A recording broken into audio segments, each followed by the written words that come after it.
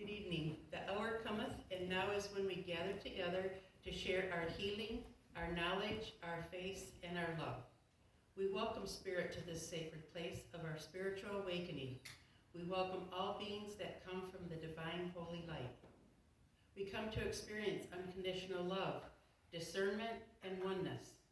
We ask to share with the world that glorious awareness of universal peace, peace, peace. Would you like to light our unity candle, Michael? Yes. It's the big one in the middle. Okay.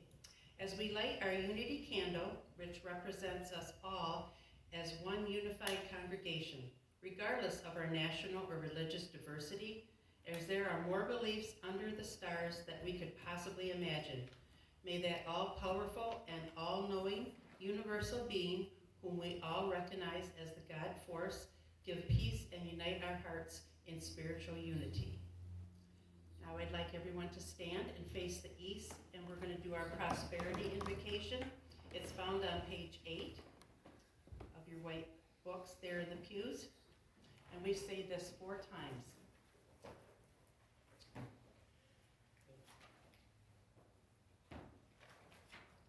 I am open and ready to receive all the wonders of the universe. As my prosperity increases each and every day, in each and every way. Thank you, Spirit, for all that you have given to me and all that you are preparing for me now. I am open and ready to receive all the wonders of the universe. As my prosperity increases each and every day and each and every way. I thank you, Spirit, for all that you have given to me and all that you are preparing for me now. I am open and ready to receive all the wonders of the universe. As my prosperity increases each and every day and each and every way. I thank you, Spirit, for all that you have given to me and all that you are preparing for me now. And now for the church. We are open and ready to receive all the wonders of the universe. As our prosperity increases each and every day and each and every way.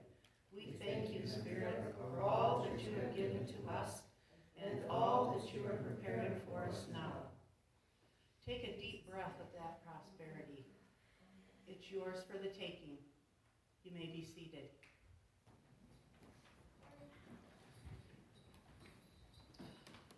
All right. I would like to take a minute to introduce our speaker for this evening. He is a wonderful gentleman who helped with the Yule tonight.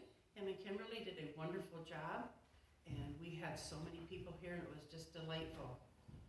I think he's going to talk a little bit about Yule and explain to some of us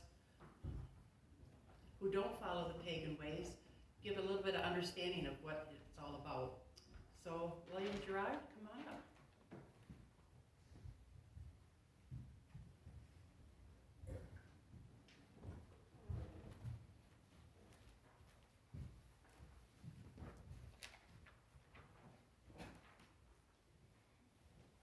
Good evening, everybody. Good evening. Okay, so as was said by Sherry, we did a Yuletide celebration earlier today and had a really great turnout, had a lot of powerful energy that was raised, and I think we all probably even learned a lot. And to this point, I also want to spend a little time in this talk today to maybe explain that oft misunderstood Yule, Christmas, Yuletide, winter solstice. You know, we've got all these different kinds of elements that we talk about, but maybe to a lesser degree, not quite understood. And even more to the point, where did all this stuff come from? Well, it, like so many things, evolved over a long period of time. First, let me say that I didn't bring my dry erase board. So but I think I'll just kind of draw in the air. So sort of think of like a cross, right? And we have the cross at the top, which represents where we are in the year right now. We're in the time of the winter solstice. So you have the winter solstice at the top, where we are, and you have, of course, the summer solstice on the other part of the year. So this is when the sun is either above the equator or below the equator, which is, you know, why we're experiencing these long nights, shorter days, it's colder, okay? And then also let me state that you also have the equinox, which is the fall equinox, or the autumnal equinox, and then you have the summer, the vernal equinox in the spring. Thanks, you're doing your job. The spring equinox. So if you can imagine that, just keep in mind sort of that cross shape, then you can kind of see what the wheel of the year looked like. And so we in modern times, obviously, we're very disconnected from those agrarian days when things were plotted out and people grew things based on the success of that cycle, right? This annual cycle. So we have to kind of re-educate ourselves when these celebrations took place, that the people's mindset, the folk of the land, they really looked forward to seeing that sun out there. Because then that signified, obviously, spring is coming. We have new births in, for those people that raised cattle, sheep, that sort of thing. And then, of course, you had your 3 harvest seasons. Also, let me note, for those of you that maybe got outside today, to see in the western part of the sky, we actually have what's a phenomenon that occurs only, I think it was roughly about 20 years, but it actually is this, it won't be this clear again, and I want to say in another couple hundred years, perhaps. But it was really a phenomenal thing to see the Saturn and Pluto lining up in the sky. And so many historians and astronomers and so on have agreed that very likely this was probably what was known as the Star of Bethlehem, this phenomena, which we are still able to see to this day. And it should be noted, and I'll go into this further, that those 2 planets very much were central to the belief system of those early peoples, like going back thousands of years ago, well, at least to the Roman times, ancient Rome. So you have that, and you, like I said, you also have this winter solstice, which was very significant because you're at that turning point where, wow, it's really cold out, it's really dark, we want to bring back the sun. Is the sun going to come back? I don't know. He's a god. We don't want to take him off. We want to hope we'll do something nice for him to make sure he comes back. And then at some point, Christianity, of course, emerged, and they also recognized the sun, the return of the sun, which was the sun, S-O-N. Okay, so I will get into the nuts and bolts of it, so that sort of gives you a little bit of a preface where this is all going. So I apologize if this is a lot of reading. Throughout time, as far back as the late Stone Age even, before the recorded history of mankind, the peoples of the world have celebrated the turning point of the darkest night of the year to return of the sun, S-U-N. In common to all the cultures was a winter festival to brighten the spirits and rejoice of the days growing longer again. Fire was always a central image to the celebrations. Fire, which was a symbol of a returning sun, and with it the return of course, warmth and light. The gathering themes always involve feasting and food, which we did out there earlier tonight, and large celebrations of new hope and magical transformation. I mean, something special is happening. This marks the winter solstice, or the turning point between the previous year and the annual cycle of rebirth, new beginnings, and to the agrarian cultures, a return of growing and of food. So in this talk, I want to focus on the pre-Christian winter celebrations, such as Yule, which we celebrated today, and others, which even came much earlier. honoring the solar event of the winter solstice and the return of the sun. So starting back with the Egyptians, does everybody kind of remember the Egyptians? Sure. Okay. Yeah, heard of him. King Tut, right, yeah. Maybe before King Tut even. But the Egyptians started over 4,000 years ago. So kind of keep in mind that we're in the year 2020, right? So that's like, it was a couple thousand years ago when we talk about Christ. So this is 4,000 years ago, and they were celebrating their child god, which was Horus, with an H, born to Osiris, who was like his father, and the goddess mother Isis. And so you'll sort of see sort of these similar themes. Sort of think Mary the Virgin, and the Christ child, and of course Joseph. And so you see these like themes over and over. The ancient Egyptians were one of the first ones to maintain a 12-month calendar, which of course we still use today. And thus they honored their child god with a holiday that lasted 12 days. 12 days of Christmas, right? So then from there, we see that the Babylonians, also very old culture, they looked at their neighbors to the side of them and said, oh, these Egyptians, they really got things going on over there. You know, they got prosperity, and what are they doing?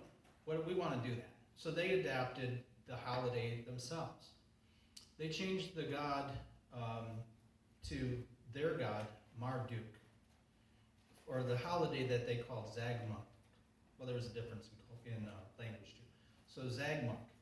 And they had celebrated for 5 days before the winter solstice and 6 days after. So you see almost a 12-day kind of a cycle. And Marduk would fight off the monsters that threatened the Babylonian cultures according to myths, which then he would bring about the renewal of another year. The god Marduk assisted in his battle over evil by the Babylonians themselves, with a holiday that included parades, merrymaking, and the exchanging of gifts. So you see, it was just like with us, you know, you celebrate, but you're also lending your energy to that spirit of the season. So they felt that the people could actually bring about the return of the sun. Now, another culture still, shortly thereafter, the Persians, celebrated Sai-Kayon, yet another sun festival, and it also not only included a mocking king, meaning they dubbed somebody like, okay, you're king for the day, lucky you. And they'd dress you up kind of crazy, and you could do anything you want. You could hang from the chandeliers, you could drink as much as you want, and nobody could touch you. So they had like this mock king that would emerge. All right, so they not only did that, but the slaves, so obviously these were the days when they had slaves, usually from conquered peoples. But the slaves would become the masters over their own masters. Like there'd be a whole role reversal. And old debts would be dismissed and things of that nature. It was just totally crazy. But when the sun had returned, order was restored. So, back to normal, back to work, back to what we were doing. So the Greeks also got in on this much later, which we think of ancient Greeks. It's still a long time ago.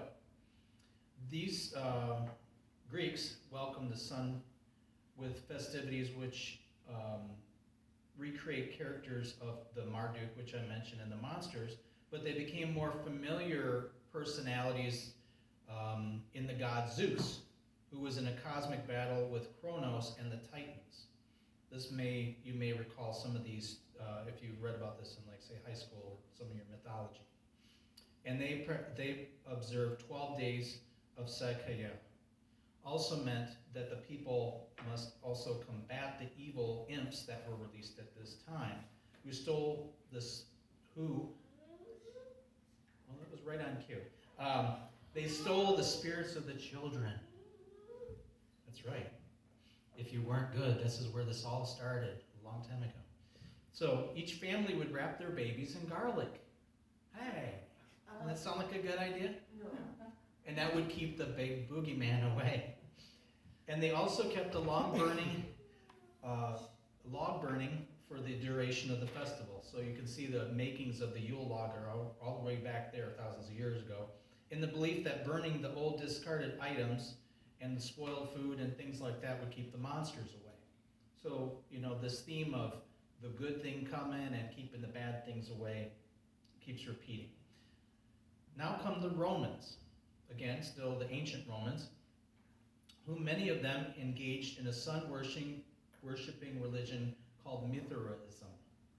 The Romans exchanged their god Jupiter for the Greeks' Zeus and Saturn in place of Cronus.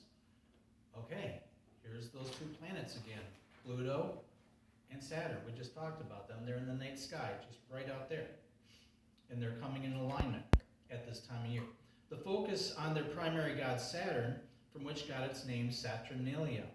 Saturn, it was said, was the god of nature, agriculture, fairness, and peaceful living. The celebrations included another Lord of Misrule, remember him? And then they also foresaw that the children ruled their families. Ooh, wouldn't that be cool? And the masters served their slaves. So then also schools and businesses were dismissed for the holiday. So it was just, general chaos. Homes were decorated with the laurels and boughs, and candles kept the evil spirits away. Bonfires were lit, singing, gift-giving, and parties were held in hopes of bringing the return of the sun with his life. So again, folks, just kind of keep in mind, this is long before we had a Christmas. These kinds of concepts were already in the works for this time of year. So then I also wanted to mention Yule, which comes to us from a variation of the Scandinavian word Yule, or J-U-L, meaning wheel. There's that sun wheel again. It is also observed on the first day of winter, the shortest day of the year, the winter solstice. Some Germanic peoples bring in the large Yule log and light a Yule fire on this night to honor Bertha or Hertha, and the sun goddess who tends to the protection of the home and the hearth. Okay, so then the question is, did Christians invent Christmas? Well, no, and yes.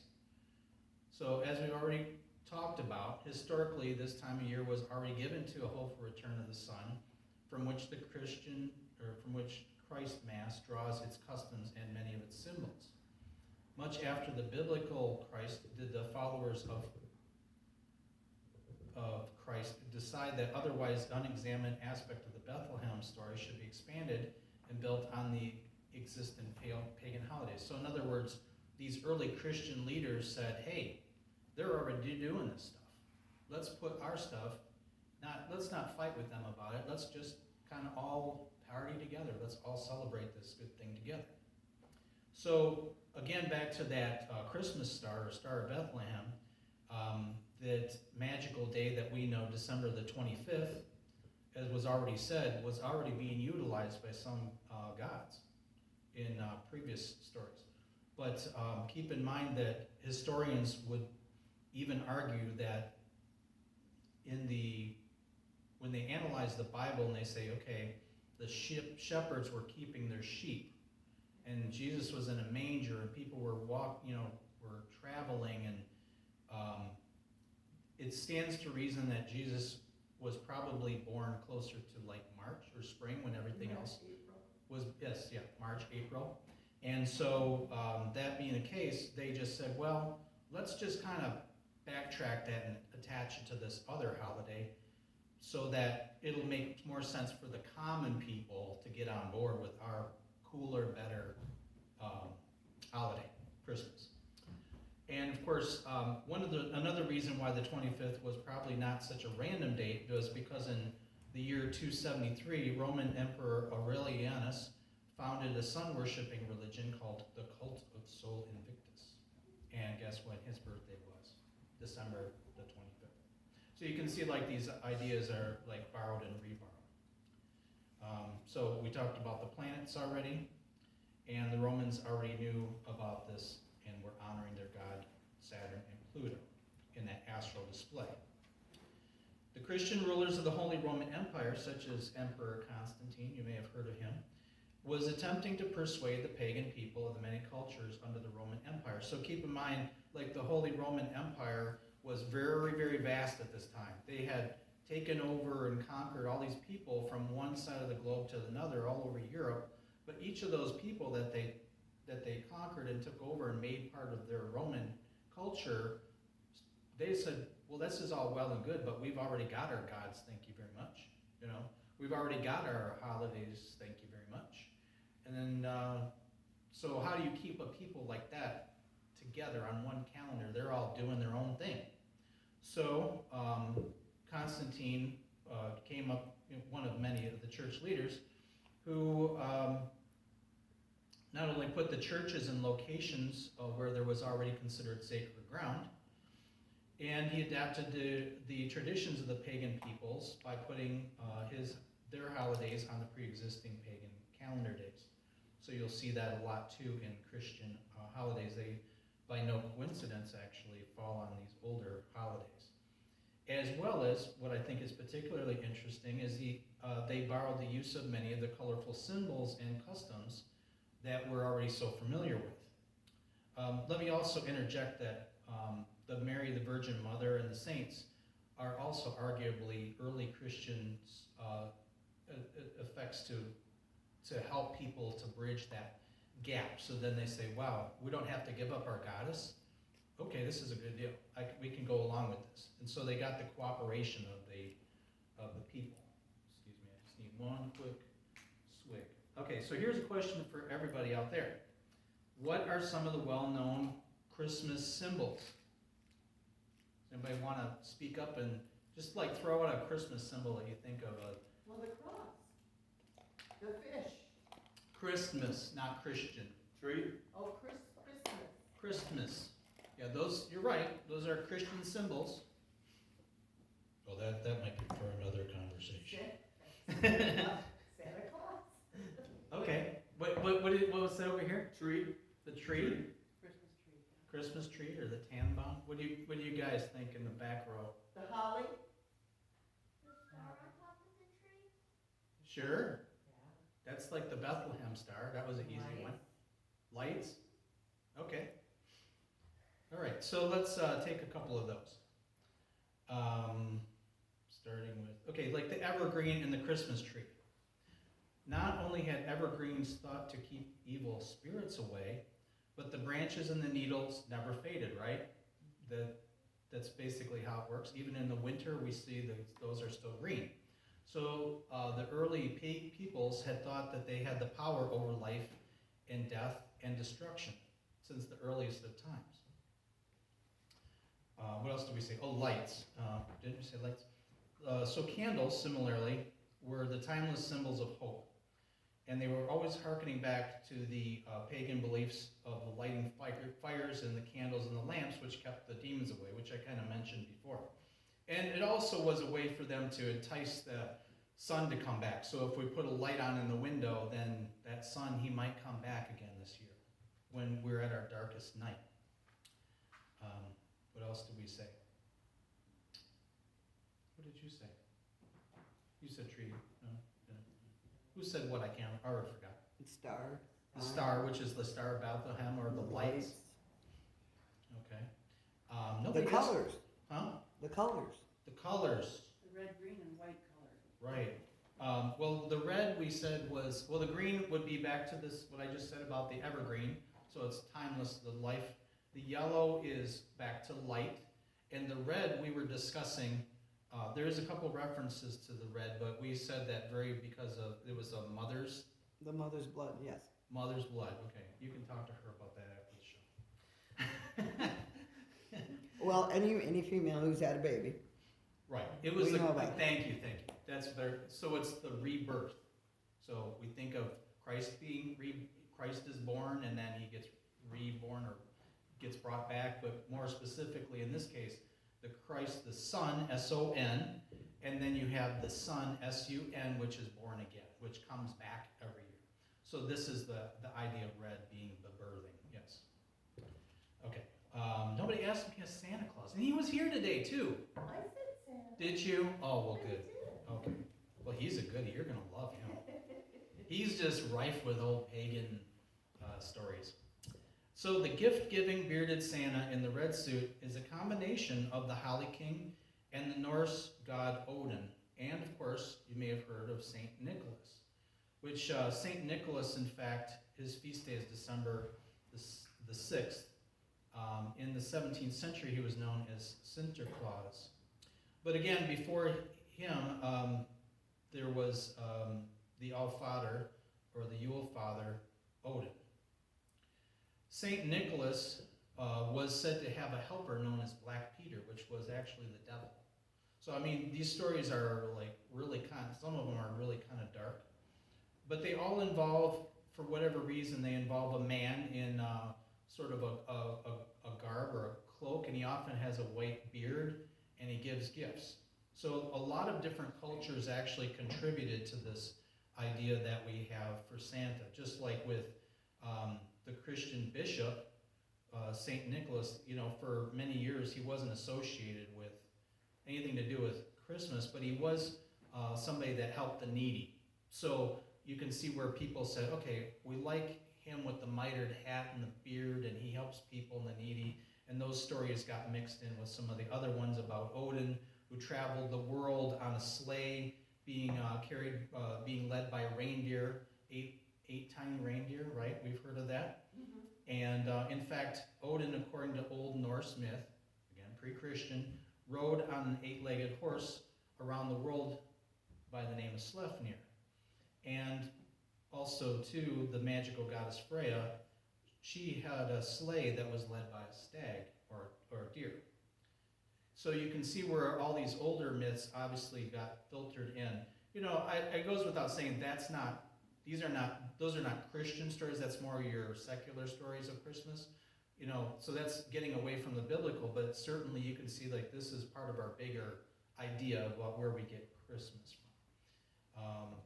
Donder and Blitzen, remember them, the deer from the Christmas story that we hear so much? That's actually German translates into thunder and lightning. And then, of course, you have the commercialization of Christmas, which brings about Rudolph the Red-Nosed Reindeer, who was sort of a sales gimmick from Montgomery Ward's in 1939, and some of these other ideas, like the Coca-Cola Santa Claus that we saw from the 40s and 50s, you know, that really solidified our idea of what that man looks like. So we don't really know, kids, what he, you know, fully looks like. I mean, we saw him today, but he's changed costumes a lot of times. And even like, say, the bells that we associate with Christmas were once thought to drive away evil spirits. All right, and on and on and on and on. Oh, I wanted to say also too that one term that comes up a lot, Xmas, and everybody thinks, ooh, Xmas, that's so derogatory. Well, in fact, it's not. It was actually the Christian scribes that used that as sort of a shorthand because they were writing it so much. It's actually, the X is actually Greek, from the original Greek translation, is actually Christos, or Christ. So it wasn't like, that is not a commercialization thing. That's actually legitimate. So in conclusion, let me say that much has changed since the first ancient winter solstice festivals thousands of years ago. But as it has evolved, been reinvented, renamed, and with its evolutions, been influenced by cultures around the world and new traditions by which it is celebrated, the holiday traditions are comparatively more similar than different. At its simplest, the winter holiday always revolves around a balance of light and dark, and that's what we do today. And they're also a holiday of giving us hope, welcoming the return of that light that warms our spirits and brings us together in a celebration of rebirth and life.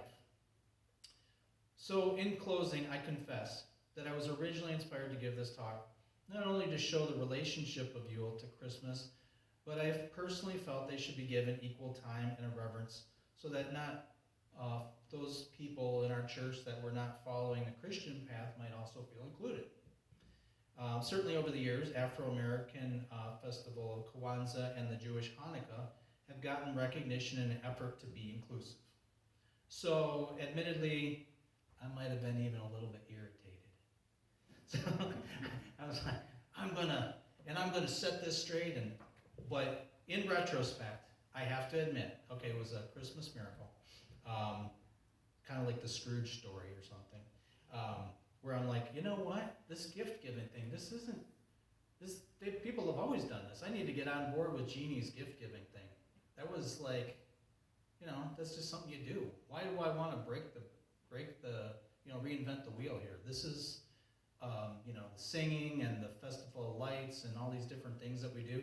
I can celebrate it in my own way. I can have my Yule, just like everybody else. So I kind of chilled on it. So, like I said, when I was doing the comparative religions and their winter celebrations, I actually taught myself a valuable lesson. So instead of focusing more on the differences